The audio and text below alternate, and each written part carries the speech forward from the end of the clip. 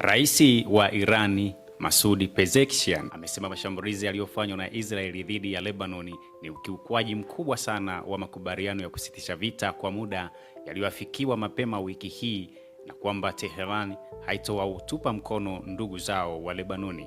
Ametoa msimamo huo baada ya zaidi ya watu 200 kuuawa nchini Lebanon katika moja ya mashambulizi makali zaidi ya Israeli dhidi ya kile amekitaja kuwa ni miundombinu ya kundi la wanamgambo wa Hezbollah wanaoungwa mkono na Irani. Hezbollah ilijiunga kwenye vita kati ya Marekani na Israeli dhidi ya Irani, ikisaidia Tehran kufanya mashambulizi ndani ya Israeli.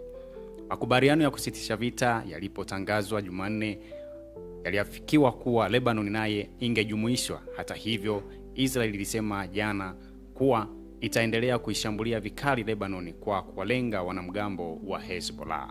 Waziri Mkuu wa Israeli Benjamin Netanyahu ameamuru baraza lake la mawaziri kuanzisha mazungumzo ya moja kwa moja na Lebanon kwa lengo la kulipokonya silaha kundi la Hezbollah lenye mafungamano na Irani.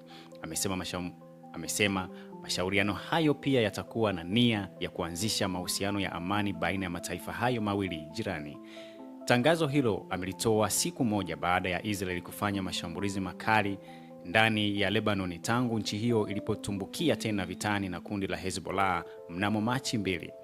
Kwenye mashambulizi hayo zaidi ya watu 200 waliuawa.